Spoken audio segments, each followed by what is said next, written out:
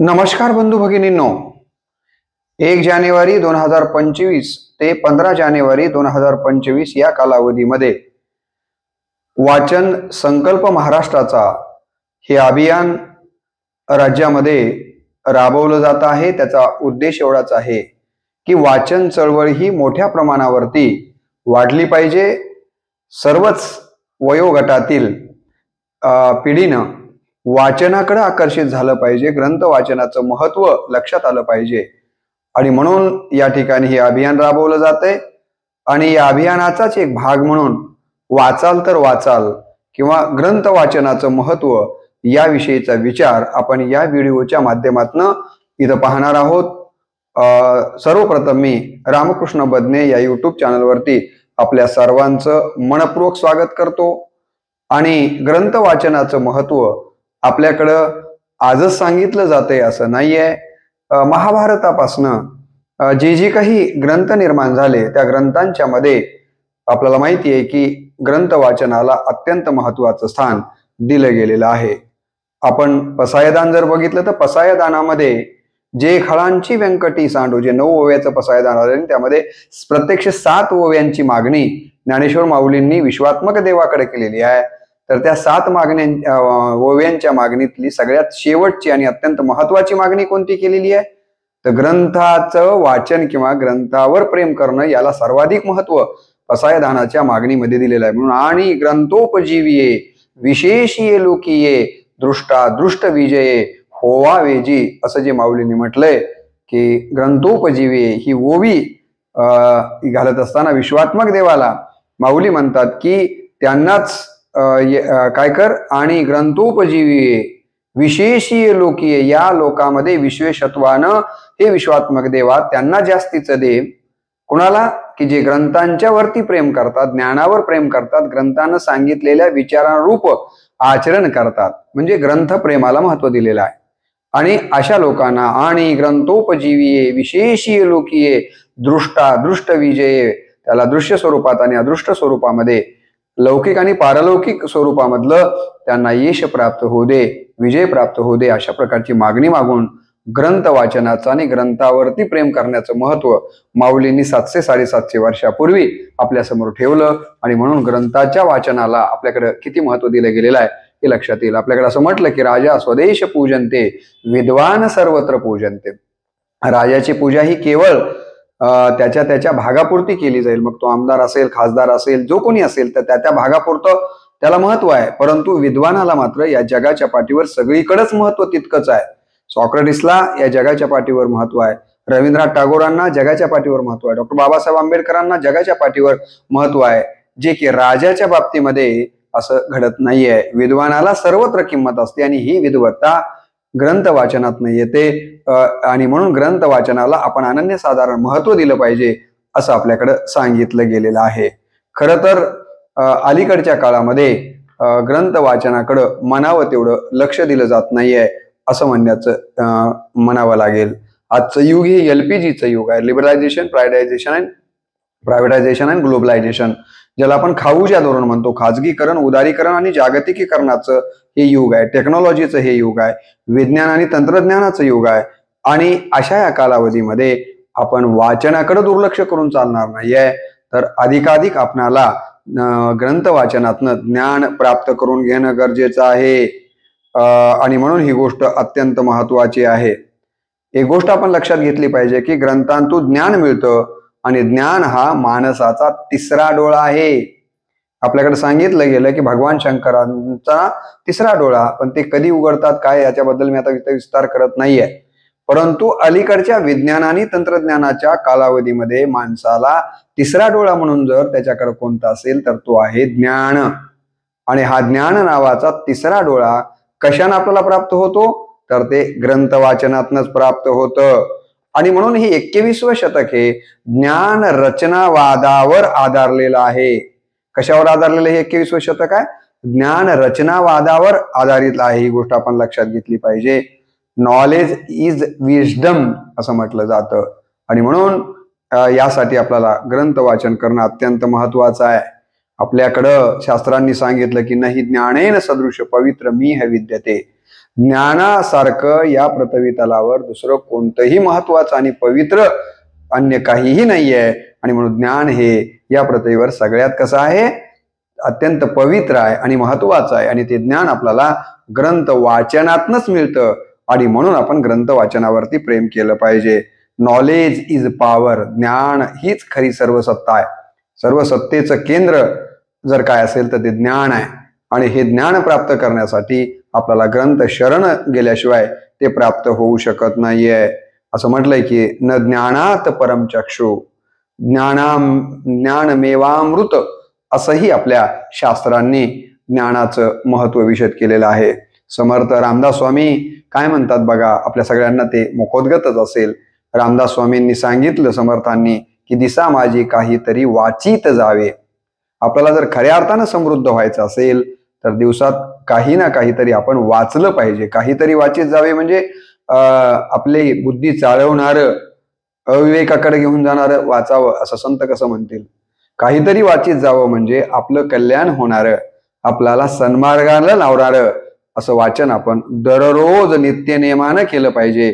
मला वारकरी संप्रदायातल्या आमच्या अनेक वारकऱ्यांच्या बद्दलचं कौतुक वाटतं की ते दररोज स्नान केल्याच्या नंतर भोजनापूर्वी 4-5 ओव्या कमीत कमी ज्ञानेश्वरीच्या वाचल्याशिवाय किंवा संत तुकोबांचे काही अभंग वाचल्याशिवाय भोजन करत नाहीये. नित्यनेमानं ते वाचन करतात. म्हणून आमच्याकडे म्हटलं हरिपाठामध्ये, नित्यनेम नामी तो प्राणी दुर्लभ, लक्ष्मी वल्लभ तयाजवळी. आणि खरंच आपण देखील आपल्या आयुष्याला जर समृद्धतेकडे घेऊन जायचं असेल तर निश्चितपणे आपण काय केलं पाहिजे, तर दररोज दिसा माझी काहीतरी वाचित जावे. म्हणजेच वाचनाला आपण महत्व दिलं पाहिजे. म्हणून तर म्हटलं होतं की वाचाल तर वाचाल. या 21व्या शतकामध्ये आपल्याला जर खऱ्या अर्थानं वाचायचं असेल तर वाचनच केल्यानंतरच वाचणार आहोत आपण. म्हणजे ज्ञान प्राप्त केल्यानंतरच आपण वाचणार आहोत खऱ्या अर्थानं. अन्यथा आपण या दुनियेमध्ये शरीरानं जरी वाचलेले असलो तरीही अज्ञानामुळे मेलेलेच असणार आहोत. आणि म्हणून तर तुम्हाला महात्मा फुलेंचा ते श्लोक माहिती आहे की विद्येविना मती गेली, मतीविना नीती गती, वित्त शूद्र खचल्याने एवढे अनर्थ एका अविद्येने केले. आणि ही अविद्या आपल्या बहुजनांच्या जीवनामध्ये का आली? कारण आपण ग्रंथांना शरण गेलो नाहीये आणि ग्रंथातून मिळणाऱ्या ज्ञानापासून आपण वंचित राहिलो. आणि म्हणून एवढे अनर्थ एका विद्येने केली स्थिती निर्माण झालेली आहे. आणि ती स्थिती निर्माण करून घ्यायची नसेल तर आपण ग्रंथांचं वाचन केलंच पाहिजे. आणि ग्रंथ वाचन करायचं म्हणजे केवळ पानं चाळायचे नाही आहेत, तर त्या ग्रंथामध्ये आलेले जे विचार आहेत ते आपल्याला आत्मसात करायचे आहेत. आणि म्हणून तर नामदेव महाराजांनी म्हटलं होतं, तुम्हाला माहिती आहे ज्ञानेश्वरीच्या बाबतीमध्ये, नामामने ग्रंथ श्रेष्ठ ज्ञान देवी आणि एक तरी ओवी अनुभवावी असं म्हटलेलं आहे. ज्ञानेश्वरी हा ग्रंथ श्रेष्ठ तर नक्कीच आहे म्हणतात नामदेव महाराज, परंतु त्यातल्या केवळ ओव्या डोळ्या खालून घ्यायच्या नाहीयेत, घालायच्या नाहीये, तर एक तरी ओवी अनुभवावी. ग्रंथांचं वाचन करायचं म्हणजे काय करायचंय, तर ग्रंथांमध्ये आलेले जे विचार आहेत ते विचार आपल्याला, जे मानवतेच्या कल्याणाचे विचार, ते आपल्या जीवनामध्ये उतरवायचे आहेत आणि त्याचा प्रचार आणि प्रसार करण्याचं काम आपल्याला या ठिकाणी करायचं आहे. एक गोष्ट मी नेहमीच सांगत आलो, यापूर्वी 1-2 व्हिडिओ मी वाचनाच्या संबंधानं 2 वर्षापूर्वी का 1.5 वर्षापूर्वी टाकलेलेच आहेत, ते तुम्ही ऐकलेलेच असतील. एक कथा सांगितली जाते की असाच एक विदेशातून सम्राटाचा राज्यवैद्य भारतामध्ये आलेला आहे आणि त्या सम्राटानं सांगितलं होतं त्या राजवैद्याला की भारत फार समृद्ध राष्ट्र आहे असं सांगितलं जातं. त्या देशातनं परत येताना असं काही औषध घेऊन ये की ज्या औषधामुळे मी अमर बनेन, अजरामर बनेन, मला मृत्यूच येणार नाही, असं काहीतरी घेऊन ये. आणि मग तो राजाचा वैद्य भारतामध्ये आला, काही दिवस राहिला आणि परत गेला. आणि राजवाड्यामध्ये त्याचं पदार्पण झाल्याबरोबर राजाने विचारलं, म्हणाले, अरे वैद्या, तुला मी सांगितलं होतं ना की भारतातून मला काहीतरी अमर व्हायचं औषध घेऊन ये. तर तो वैद्य म्हणाला, महाराज आणलंय ना मी. ते म्हणाले, कुठे आहेत, या माझ्या बरोबर. आणि त्यांनी राजवाड्याच्या बाहेर राजाला बोलवलं आणि एका रथाकडे हात म्हणजे बोट अंगुली निर्देश केला आणि म्हणाले, राजेसाहेब ते त्या रथामध्ये जे आहे ते अमर होण्याचं औषध आहे. राजा म्हणाला, काय आहे त्या रथामध्ये? राजवैद्य म्हणाला की भारतातले अमूल्य अशा प्रकारचे ग्रंथ संपदा या रथामध्ये आहे, ज्याचं वाचन केल्यानंतर तुम्ही अमरच होणार आहात. म्हणजे भारतामध्ये आपल्याला माहिती आहे की तक्षशिला, नालंदांसारखी विद्यापीठं किती प्रसिद्ध होती. आपल्याकडं आपल्याला माहिती आहे की गार्गी, मैत्रेयी सारख्या स्त्रिया देखील वेद उपनिषदाच्या कालावधीमध्ये किती विद्वत प्रचुर होत्या. काय कारण होतं? तर ही सगळी मंडळी ग्रंथ शरण गेलेली होती, ग्रंथांचं वाचन करत होती. आमच्या वारकरी संप्रदायामध्ये देखील सांगितलेलं आहे की गीता भागवत करीती श्रवण अखंड चिंतन विठोबाचे. वाचन तर घडलंच पाहिजे, परंतु चांगल्या ग्रंथांचं श्रवण देखील अत्यंत महत्वाचं आहे. आणि म्हणून आपल्याला माहित असेल की नवविधा भक्ती सांगितली गेलेली आहे. त्या नवविधा भक्तीमध्ये पहिली भक्ती कोणती सांगितलेली आहे याबद्दल मी एक व्हिडिओ टाकलेलाच आहे माझ्या रामकृष्ण बदने या युट्यूब चॅनलवरती. पहिलीच भक्ती सांगितली श्रवण भक्ती. आणि म्हणून आपल्याला माहिती असेल की मी एका ओवीवरती बोललोय, तरी अवधान एक वेळे दिजे मग सर्व सुखासी पात्र होईजे, हे प्रतिज्ञ उत्तर माझे उघड आहे का. अहो चंद्रकांतो द्रवता कीर होय, परिते हातवटी चंद्रिकी आहे, वक्ता तो वक्ताची नो हे श्रोते नेविन. आता खूप बोलता येईल. म्हणून पहिल्यांदा काय तर आपल्याला ऐकता आलं पाहिजे, पहिल्यांदा चांगला श्रोता बनता आलं पाहिजे. आणि म्हणून संप्रदायामध्ये संत म्हणाले की जी लोक गीतेचं श्रवण करतात, जे भागवताचं श्रवण करतात, तेच खऱ्या अर्थानं भाग्यशाली लोक आहेत. आणि म्हणून आपण चांगल्या ग्रंथांचं वाचनही केलं पाहिजे आणि त्याचबरोबर चांगल्या ग्रंथांचं श्रवण देखील करण्याची मला असं वाटतं की मानसिकता आपली असली पाहिजे. संत तुकाराम महाराजांना विचारलं होतं की तुमच्या घरी धन कोणतं आहे, किती बंगले आहेत तुमच्याकडं, किती सोनं आहे, किती चांदी आहे, धन कोणतं आहे मला सांगा ना. तेव्हा तुकाराम महाराजांनी अभिमानानं सांगितलं होतं की आम्हा घरी धन शब्दांची चरत्ने, शब्दची प्रयत्ने यत्न करू, शब्दची आमुच्या जीवीचे जीवन, शब्दे वाटू धन जन लोका. आमच्याकडे जर धनच काय म्हणत असाल तर आमच्याकडे फक्त शब्दांचं धन आहे. आणि शब्द किती महत्वाचे असतात याबद्दल मागे मी एका साचा आणि मवाळ या ओवीवरती बोलताना ज्ञानेश्वरीच्या बोललोय की शब्द संभल कर बोलिये, शब्द को हात ना पाव, एक शब्द दवा करे दूजा करे घाव. आणि म्हणून आपल्याकडे असं म्हटलंय की वाणी और पाणी माणसानं सांभाळून वापरलं पाहिजे. आणि म्हणून तर तुकाराम महाराज म्हणाले की आमचे सगळ्यात मोठं धन काय असेल तर ते शब्द आहे. आणि हे शब्दाचं धन आपल्याला कधी प्राप्त होईल? आपण जर ग्रंथ वाचन केलं तर, आपल्याकडं ग्रंथांचा संचय असेल तर, आपण ग्रंथांच्या सहवासात राहिलो तर, अन्यथा हे होणं शक्य नाहीये.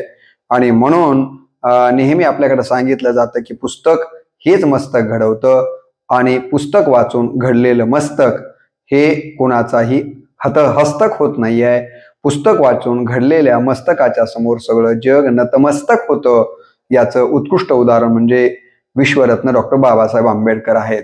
आणि म्हणून आपण पुस्तकाला शरण गेलं पाहिजे, तेच आपला काय करतील तर मस्तक घडवणार आहेत. म्हणून असं म्हणतात की तुकोबांचा गाथा हाच आपला माथा ठिकाण्यावर आणणार आहे. आणि म्हणून गाथ्याचं वाचन आपण केलं पाहिजे, असंही मी यापूर्वी आपल्याशी बोललो आहे. आपल्याला माहित असेल की महात्मा फुले का घडले, तर त्यांनी थॉमस पेनचं ग्रंथ वाचले आणि त्यातनं प्रेरणा मिळाली म्हणून महात्मा फुले घडलेले आहेत. अण्णा हजारेंचं उदाहरण एका व्हिडिओमध्ये मी दिलेलं आहे की अण्णा हजारेंचा किशन बाबूराव हजारे नावाचा हा मुलगा सैन्यामध्ये होता आणि आत्महत्या करण्याचा विचार करून एका रेल्वे स्टेशनवरती रेल्वेची वाट बघत उभा टाकलेली आहेत की आता रेल्वे आली की तिच्या रुळावरती आडवं पडायचं आणि आपलं आयुष्य आपण संपवायचं, असा विचार करून ते तिथे उभे आहेत. परंतु आपल्याला माहित असेल की त्याच वेळेला रेल्वेला यायला उशीर आहे.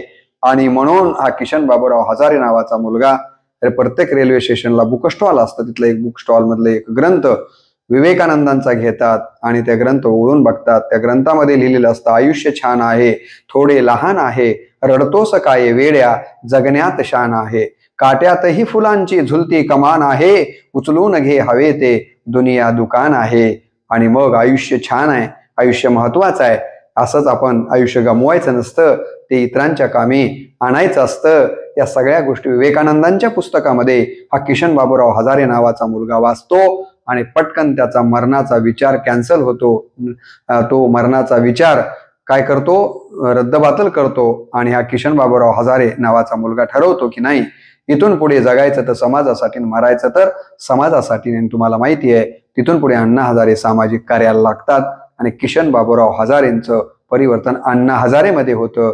त्या अण्णा हजारेंनी जनलोकपालासाठी आंदोलन केल्यानंतर या देशाच्या संसदेला विशेष अधिवेशन रात्रीच्या वेळेला बोलवावं लागतं. ही ताकद किशन बाबूराव हजारे नावाच्या मुलात कशामुळे आली, तर ग्रंथ वाचनातून आली विवेकानंदांच्या. असे कितीतरी उदाहरणं आपल्याला ग्रंथ वाचनाचं महत्व विशद करताना देता येण्यासारखी आहेत. आणि म्हणून मंगेश पाडगावकरांनी जी एक फार सुंदर कविता ग्रंथांच्या बद्दलची आहे, जी आपल्या समोर ठेवण्याचा मला मोह होतो. ते म्हणतात की ग्रंथ आमुचे साथी, ग्रंथ आमुचे हाती, ग्रंथ आमुचे साथी, ग्रंथ आमुचे हाती, ग्रंथ उजळती अज्ञानाच्या अंधाराच्या राती, ग्रंथ उजळती अज्ञानाच्या अंधाराच्या राती, या ग्रंथाच्या तेजामधून जन्मा येते क्रांती, या ग्रंथाच्या तेजामधून जन्मा येते क्रांती, ग्रंथ शिकविती माणुसकी अन ग्रंथ शिकविती शांती, निरास जीवा धीर देवोनी पुढे घेऊनी जाती, निरास जीवा धीर देवोनी पुढे घेऊनी जाती, ग्रंथ उजळती अज्ञानाच्या अंधाराच्या राती, ग्रंथ उजळती अज्ञानाच्या अंधाराच्या राती. आता एका ओळीचा आपण विस्तार आणि ग्रंथांचं महत्व या कवितेचं विश्लेषण करायला लागलो तर यात 2 तासही लागू शकतात. परंतु आपण सुज्ञ श्रोते आहात, तुम्हाला मंगेश पाडगावकरांना या रचनेतनं काय म्हणायचं हे निश्चित तुमच्या लक्षात आलं असेल की ग्रंथांच्या मुळच ग्रंथच आमच्या हातात आहेत, तेच आमचे साथी आहेत. अज्ञानाच्या राती उजळविण्याचं काम जर कोण करत असेल, अंधारातनं प्रकाशाकडे घेऊन जाण्याचं काम कोण करत असेल तर ते ग्रंथच करतात. या ग्रंथाच्या तेजामधूनच शांती जन्माला येते. हे ग्रंथच आपल्याला माणुसकी शिकवतात आणि हेच ग्रंथ आपल्याला शांतीचा संदेश देतात. निरास जीवाला धीर देऊन पुढे घेऊन जाण्याचं काम हेच ग्रंथ करतात. असं ग्रंथांचं महत्व मंगेश पाडगावकर या ठिकाणी व्यक्त करतात आणि ते अगदी सत्य आहे. आणि म्हणून माझ्या युवा पिढीला विशेषत्वानं विनंती करायची आहे की आपण अन्य ठिकाणी वेळ न गमावता ग्रंथ शरण झालं पाहिजे आणि ग्रंथाच्या वाचनाकडे विशेष लक्ष दिलं पाहिजे. आपल्याला माहित असेल की विश्वरत्न डॉक्टर बाबासाहेब आंबेडकर हे विश्वरत्न का होऊ शकले, कारण बाबासाहेबांनी सर्वाधिक काळ ग्रंथ वाचनाला दिलेला आहे. 22 तास डॉक्टर बाबासाहेब आंबेडकर एका ठिकाणी भूक तहान हरवून ग्रंथ वाचन करत होते. म्हणून तरी या देशाला, जगातल्या सगळ्यात मोठ्या लोकशाही प्रधान देशाला अत्यंत अभ्यासपूर्ण संविधान दिलं. जे देश जिथे वेगवेगळ्या प्रकारच्या भाषा आहेत, जिथे प्रांत वेगळे आहेत, जिथं धर्म वेगळे आहेत आणि अशा विविधतेने लटलेला एका धाग्यामध्ये बांधण्याचं काम बाबासाहेबांच्या संविधानानं केलं. आणि हे संविधान निर्माण करण्यासाठी जी विद्वत्ता बाबासाहेबांच्याकडे जर कुठून आली असेल तर ती ग्रंथ वाचनातून आलेली होती. आणि म्हणून आपण देखील हा आदर्श डोळ्यासमोर ठेवणं गरजेचं आहे. असं म्हटलं जातं books without house like without Windows. किती सुंदर इंग्रजीतला हा विचार आहे बघा. बुक्स विदाऊट हाऊस, पुस्तकांच्या शिवाय असलेलं घर लाईक विदाऊट विंडोज, म्हणजे तसं घर आहे जसं की खिडक्या नसलेल्या घराप्रमाणे. घर सुंदर आहे पण घराला खिडकीच नाहीये तर त्या घराला काय अर्थ आहे का? तसं घर सुंदर आहे परंतु घरामध्ये पुस्तकाचं कपाटच नाही आहे, पुस्तकच नाही आहे तर त्या घराला काहीही किंमत नाही आहे. आणि म्हणून मी नेहमी आपल्याला मागेही सांगितलं होतं की मी कुणाच्या लग्नाच्या कार्यक्रमाला असो, कुणाच्या वास्तुशांतीला असो, जिथे कुठे मी जातो तिथे शाल श्रीफळ बुके ऐवजी ग्रंथच भेट देतो. कारण मला माहिती आहे की हे ग्रंथच खऱ्या अर्थानं त्या व्यक्तीच्या जीवनात महत्वाचे आहेत. मी माझ्या दोन्हीही मुलींच्या लग्नामध्ये जर रुखवतामध्ये काय दिलं असेल तर मी ग्रंथच रुखवतामध्ये दिलेले आहेत. हे देखील मला आवर्जून आपल्याला सांगितलं पाहिजे. आपण देखील इतकंच ग्रंथांच्या वरती प्रेम केलं पाहिजे. असं म्हणतात की ज्याच्या घरी नाही पुस्तकाचं कपाट, ज्याच्या घरी नाही पुस्तकाचं कपाट त्याचं घर होईल भुई सपाट. अगदी बरोबर आहे. कारण ग्रंथाचं कपाट घरात नसेल तर तिथल्या घरातली माणसं ही अज्ञानी राहणारी आहेत, अविवेकी राहणारी आहेत, अंधश्रद्धाळू राहणारी आहेत.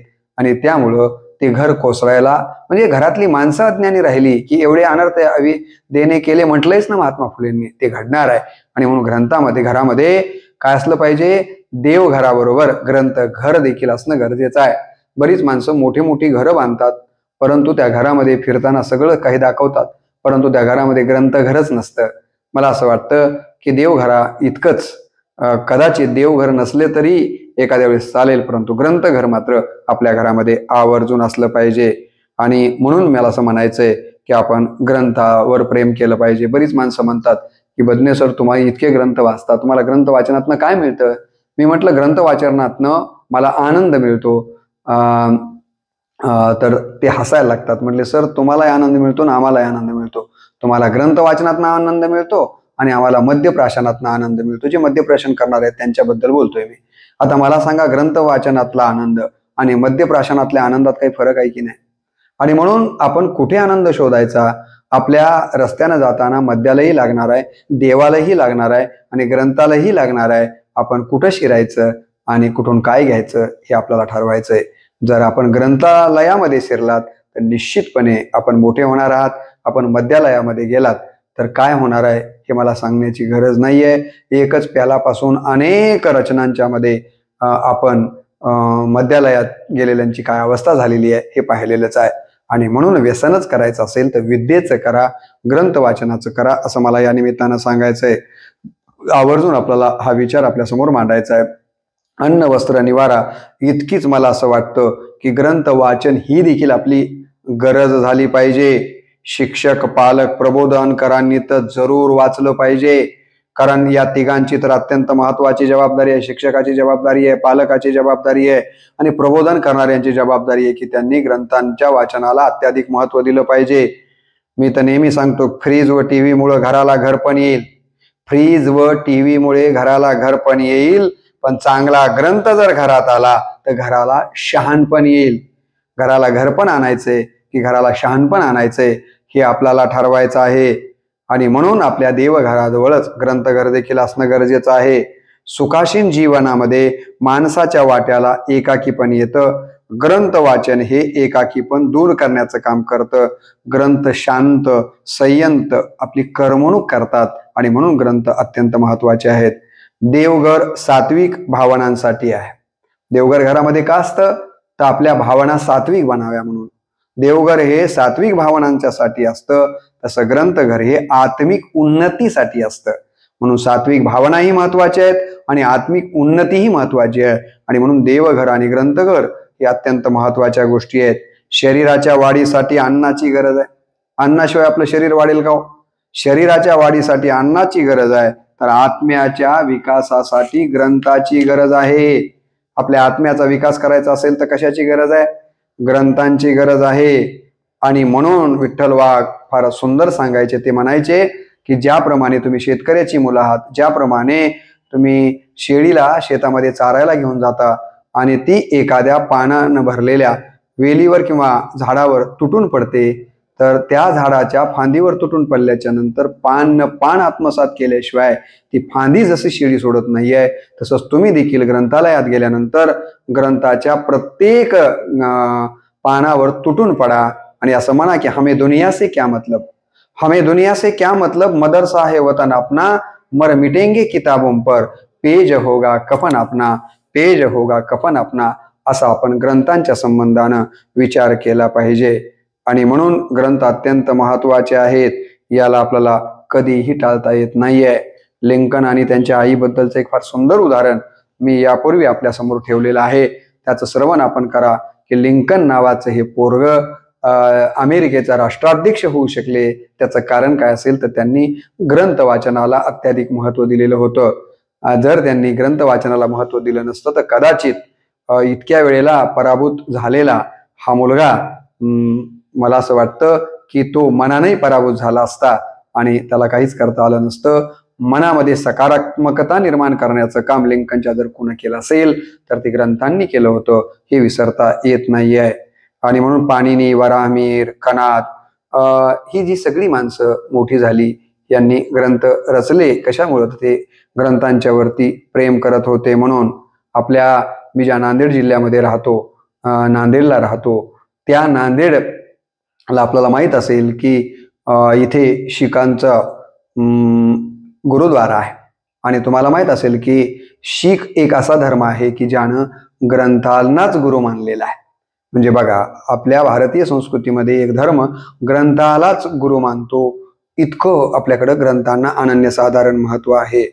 आणि म्हणून लॉर्ड रटरफोर्ड म्हणाले होते की ग्रंथ हेच गुरु आहेत. दुसरे गुरु एखाद्या वेळेस हाडामासाचे गुरु लबाडी करतील काही बाबतीमध्ये, जशी की आपल्याला माहित आहे द्रोणाचार्याने एकलव्याच्या बाबतीमध्ये केली होती. परंतु ग्रंथ अशी लबाडी करत नाही आहेत. जे काही आपल्या जवळ आहे ते प्रामाणिकपणे देण्याचा प्रयत्न करतात आणि म्हणून ग्रंथ हेच खऱ्या अर्थानं गुरु आहेत. ही गोष्ट आपण लक्षात घेतली पाहिजे. आपले जीवनामध्ये सगळ्यात जवळचे मित्र कोण, तर असं सांगितलं जातं की उत्तम ग्रंथ हेच आपले खरे मित्र आहेत. आणि म्हणून अन्य मित्र मिळाले नाहीत याबद्दल खेद करण्याचं किंवा दुःख मानण्याचं काही कारण नाहीये. तुम्ही ग्रंथांना मित्र माना. नक्कीच मला असं वाटतं की तुमचं जीवन चांगल्या मार्गावरती जायला वेळ लागणार नाहीये. शहाण्या माणसानं आपलं पालकत्व कुणाकडे द्यावं? शहाणा माणूस आपलं पालकत्व कुणाकडे देतो? तर विचारवंत सांगतात की शहाणा माणूस आपलं पालकत्व हे ग्रंथांच्याकडे देतो. आणि म्हणून आपण देखील आपलं पालकत्व हे ग्रंथांच्याकडे दिलं पाहिजे. आणि म्हणून मी नेहमी सांगतो की ग्रंथ आणि मित्र थोडेच असावेत पण ते चांगले असावेत. ग्रंथही थोडेच असावेत पण चांगले असावेत. मित्र थोडेच असावेत पण चांगले असावेत. नाहीतर भाराभर काय ग्रंथ आहेत आणि भाराभर मित्र आहेत, परंतु सारा गाव मामाचा आणि एक बी नाही कामाचा असं आपल्याकडे म्हणतात खेड्यामध्ये, त्या पद्धतीनं होईल. ग्रंथ आणि मित्र हे मोजकेच असावेत परंतु ते कसे असले पाहिजेत? चांगले असले पाहिजेत. हेही आपण पाहणं गरजेचं आहे. या ठिकाणी व्यायामानं शरीर आणि वाचनानं मन सौष्ठवपूर्ण झालं पाहिजे. फार सुंदर विचार एडिसनचा आहे. एडिसन काय म्हणतात की व्यायामामुळे काय होतं तर शरीर सौष्ठवपूर्ण होतं आणि वाचनानं मन सौष्ठवपूर्ण होतं. आणि आपल्याला जगण्यासाठी शरीरही आरोग्यदायी असणं गरजेचं आहे आणि मनही आरोग्यदायी असणं गरजेचं आहे. त्यासाठी व्यायामही तितकाच महत्वाचा आहे आणि तितकंच वाचनही महत्वाचं आहे. कारण मनाला सुदृढ बनवण्याचं काम, निरोगी बनवण्याचं काम जर कोण करत असेल ते एडिसन म्हणतात ते ग्रंथ करतात. आणि म्हणून मी खरोखरच माझ्या बौद्ध बंधू भगिनींचं कौतुक करेन की ते जेव्हा 14 एप्रिल असेल किंवा 6 डिसेंबरला असेल, नागपूरला असोत, मुंबईला असोत, चैत्यभूमीला जाओत किंवा दीक्षाभूमीला जाओत, तिथे गेल्यानंतर 80 वर्षाचा आमचा बौद्ध बंधू किंवा भगिनी हे तिथं सर्वाधिक खर्च कशावर करतात तर ग्रंथ खरेदीवरती करतात. मी वारकरी संप्रदायाचा पाईक असल्यामुळं नेहमी सांगतो की आमच्या वारकरी बांधवांनी देखील आळंदी पंढरपूरला गेल्याच्या नंतर वारकऱ्यांसाठी बुका हा अत्यंत पवित्र आहे. कारण त्याचं ते गंधच अत्यंत महत्वाचा आहे. त्याच्यासाठी सौभाग्य आहे बुका. परंतु मी नेहमी सांगतो की माझ्या वारकरी बांधवांनी बुक्या इतकंच बुकावर देखील प्रेम केलं पाहिजे. आणि ज्या वारकऱ्यांनी बुक्या इतकं बुकावर प्रेम केलं त्यांची मुलं आज खूप मोठ्या पदावरती असलेली पाहायला मिळतात. मी तसं तर फार अभ्यास केलेला या बाबतीमध्ये की जी वारकऱ्याची मुलं बुक्याबरोबर बुकावर प्रेम केली ती आज खूप मोठ्या पदावरती गेलेली आहेत. कारण त्या घरामध्ये एक संस्कारी वातावरण असतं. व्यसनापासून ते घर दूर गेलेलं असतं. मध्ये मासापासून दूर असल्यामुळे एक सात्विक विचार त्या घरात असतो. आणि म्हणून आमच्या वारकरी बांधवांनी भगिनींनी इथून पुढे जर कोणी फक्त बुक्यावर प्रेम करत असेल तर मला आपल्याला विनंती करायची की बुक्या इतकंच आपण बुकावर देखील प्रेम केलं पाहिजे. व्यासंगाच्या उद्यानातून विचारांची फुलं वेचावीत आणि मौनाच्या गुंफेत बसून त्याचे गजरे गुंफण्याचं काम आपण केलं पाहिजे. काही वाचणं चांगलं, काही वाचणं जरूर चांगलं आहे पण चांगलं वाचणं त्याहून चांगलं. काही वाचणं चांगलं, चांगलं वाचणं त्याहून चांगलं आणि चांगलं वाचणं हे सर्वात चांगलं. आणि म्हणून आपण सर्वाधिक चांगलं वाचण्याचा प्रयत्न केला पाहिजे. आणि म्हणून मी सांगतो की वृत्तीनं समाधानी आणि विचारांनी श्रीमंत व्हायचं असेल तर आपण ग्रंथमंत्री केली पाहिजे. आपल्याला वृत्तीनं समाधानी आणि विचारानं श्रीमंत व्हायचं आहे का तर आपण ग्रंथमैत्री केली पाहिजे असंही मला या निमित्तानं आपल्याला सांगायचं आहे. आणि या पद्धतीनं आपण सगळ्यांनी ग्रंथांच्या वरती जीवापाड प्रेम केलं पाहिजे आणि वाचनाला सर्वाधिक महत्व दिलं पाहिजे. मला आठवतंय की मी अत्यंत कोरडवाहू शेतकऱ्याचा मुलगा 10वी पर्यंत मला किंवा पदवीपर्यंत मला रोजगार हमी योजनेवरती काम करून पोट भरावं लागलेलं आहे. परंतु माझे आजोबा हे फार हुशार होते. त्यांनी सांगितलं की बाळा तुम्हाला जर मोठं व्हायचं असेल तर तुम्ही जास्तीत जास्त वाचन करत राहा, ग्रंथ वाचा. माझे वडील वारकरी संप्रदायातले होते. त्यांनी मला ज्ञानेश्वरी पारायणाला पाठवलं आणि ते करत असताना वडील म्हणाले की बाळा हे लहानपणी तुला लक्षात जरी येत नसलं तर अशा ग्रंथांच्या वाचनातनं आपलं मन पवित्र बनतं, शुद्ध बनतं. म्हणून एक वाचनाचे संस्कार अशा कार्यक्रमाच्या माध्यमातून, सप्ताहाच्या माध्यमातून होत असतात आणि म्हणून तू गेलं पाहिजे. माझ्या एका अशिक्षित बापानं ज्ञानेश्वरी वाचनाचे, गाथा वाचनाचे, रामायण वाचनाचे जे संस्कार माझ्यावरती केले आणि वाचनाची आवड जी माझ्या मनात निर्माण केली आणि त्या आवडीनंच पुढे उच्च शिक्षणापर्यंत मेरिट मिळवण्यासाठीची प्रेरणा मला मिळाली. आणि म्हणून तुम्हाला देखील या भाषणातनं ग्रंथ वाचनाची प्रेरणा मिळावी आणि महाराष्ट्र शासनानं जो वाचन संकल्प महाराष्ट्राचा जो हे अभियान राबवत आहेत त्या अभियानातनं निश्चितपणे यश प्राप्त होऊन अधिकाधिक लोक ग्रंथ शरण व्हावेत, ग्रंथ वाचावेत एवढीच अपेक्षा या निमित्तानं व्यक्त करतो. आणि व्हिडिओची लांबी जास्तीची वाढत असल्यामुळे इथेच थांबतो. पुनश्च एकदा आपल्या सगळ्याच श्रोत्यांना विनंती करतो की दिसा माझी काहीतरी वाचित जावेने, असलं काही वाचावं की जे मानवतेच्या उद्धारासाठी कामाचं आहे. माझ्यासह आपण सगळेजण निश्चितपणे वाचनाला अधिक महत्त्व द्याल अशी अपेक्षा व्यक्त करून याच ठिकाणी माझ्या वाणीला पूर्णविराम देतो. नमस्कार. आणि ग्रंथोपजीविये विशेषीय लोकीये, दृष्टा दृष्ट विजये होवा वेजी, दृष्टा दृष्ट विजये होवा वेजी ही माऊलींनी मागितलेली ग्रंथावर प्रेम करणारी ही ओवी आपल्याही जीवनामध्ये अशाच प्रकारे ग्रंथ वाचनानं आपण समृद्ध व्हावात एवढीच अपेक्षा. धन्यवाद.